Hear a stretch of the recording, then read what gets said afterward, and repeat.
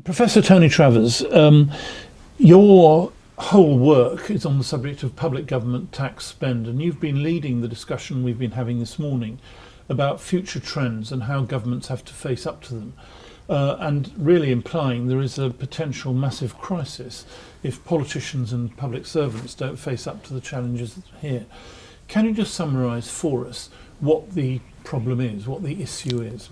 I think the issue facing the UK looking forward, and this is politicians of all parties, is that we tend to see politics and budgeting and everything as of today. But actually, of course, if you look at it over a much longer period, going back, I would argue, to 1945, we had a long period of growth in the state and actually taxation growing as well to help pay for that.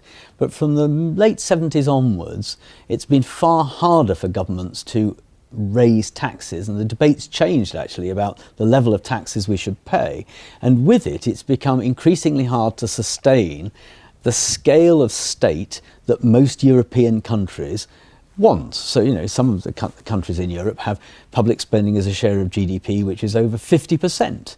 The United States, it's nearer 35%. We've typically been around 43, 44%.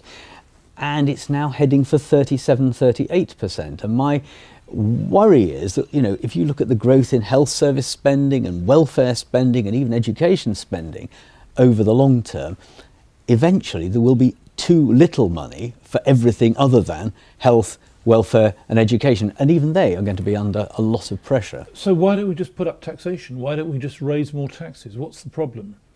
We don't put up taxes, I think, and, you've been in government, you'll understand this better than anybody, because politicians of all parties sort of understandably think, well, even if the public is saying, well, we pay more for this or we pay more for that, or we've changed our mind on taxation, that once they get in the ballot box on election day, they'll still vote for a party offering lower taxes. And I think that fear in national politicians, particularly in the run-up to a general election, constrains them from offering what we really need is a debate on all of this, and and I'll say now a national consensus, which in a two-party adversarial political system is, academics doing wishful thinking at scale. Just aim off for that. We do need to make a decision as a country, broadly what kind of state do we want, how big do we want it to be, and therefore are we willing to pay the taxes to match that? Because otherwise politicians don't have the power to deliver the scale of state we're trying to have, which looks like something middle of Europe with America's taxes, which is what we seem to want.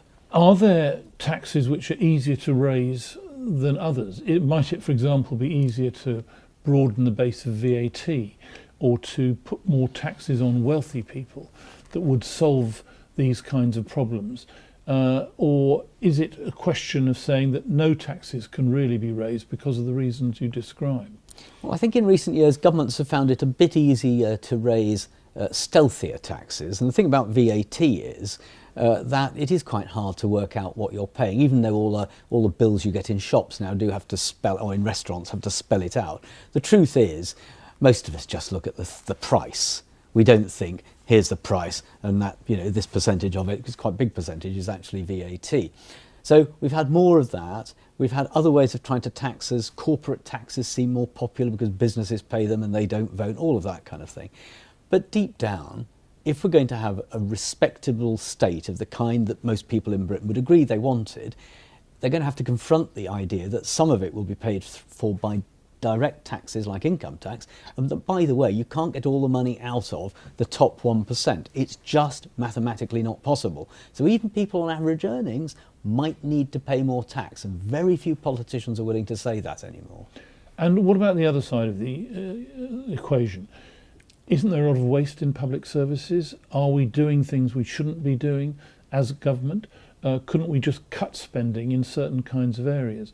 You've said that if we go on as we are, the total tax take will be needed just to cover the basic welfare services, but not things like defence or police or anything like that.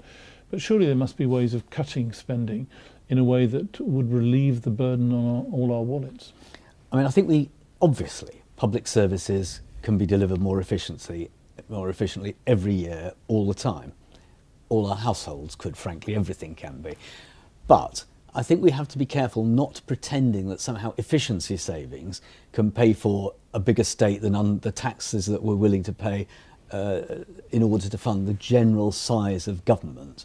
So, of course, we're quite good in Britain actually at audit and regulating public services to try to ensure there is reasonable value for money. It could always be better. But in the end, that's never going to be quite enough to ensure that we have enough money to pay for the NHS or for schools or for defence and all the other things that we want. So in a sense, we need both. We need a sensible debate and the efficiency as well. My final question comes on that sensible debate point. What you're really saying is there's no way out. There isn't a silver bullet which says we just put up taxes or we just cut spending. We've got to face up more, and that means politicians have to do it, people have to do it, government has to do it, as to what the hard choices are and decide what kind of society we want to have.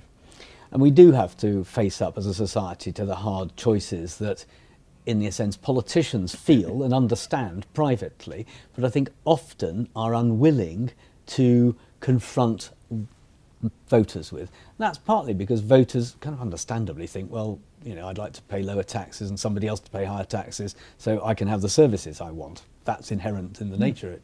So I think we do have to find a way of empowering politicians. I mean, I'm less willing to criticise politicians, you might be happy to hear, than some people, on the grounds that, you know, I think most people want more money spent on the NHS. That's what opinion polls show. You know, and if they want that, in a sense, the question is, are they willing to pay the taxes to do that? We've talked about ring-fencing taxes. That might be an idea. I mean, personally, I'm not 100% convinced by it, but others think it might be a way of convincing people to pay more. But the rational debate where politicians spell out to people what the choices are, I think, we can do it at the local level more easily. And I think round a table in a sort of focus group, people will make these decisions. They know from their own households that there isn't limitless money.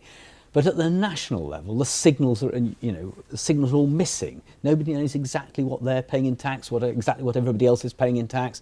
They don't know exactly what's spent on them. We could do this better, and then we'd have a better debate about it.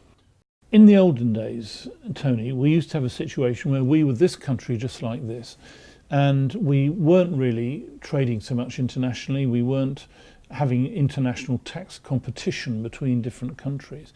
How can we deal with the modern world in which we really are living in a very international world, where you do have tax competition, where investing companies are looking where's the cheapest place for us to make our investment and so on? How can we deal with those kinds of issues? I think, again, this is one of those really difficult questions. I mean, the simple answer, though it's not helpful, is there needs to be international agreement. I mean, you know, well, so long as Britain was in the EU, at least within the EU, but frankly it needs to go broader than that. Because if some countries act as tax havens, or, you know, and we do this, I mean the UK, you know, sort of plays this game really of having lower corporate tax rates than other countries to try to attract business here. Now, I'm not saying every country in the world has to have the same tax regime, clearly that would be nonsense, but compared with the 1970s, governments have much less room to manoeuvre in setting taxes because they fear that if they put them up too much, then somebody else nearby will cut their taxes. And indeed they do. I mean, it's not as if this is the imaginary world, it actually happens. So we're in a much more open economy across the whole of the globe. And so the UK Chancellor of the Exchequer has much less choice now, much less opportunity to set Britain's tax rates, ignoring the rest of the world, than would have been true even in the 1970s. It's a reality, and it constrains our capacity as a country to act alone. Thank you very much.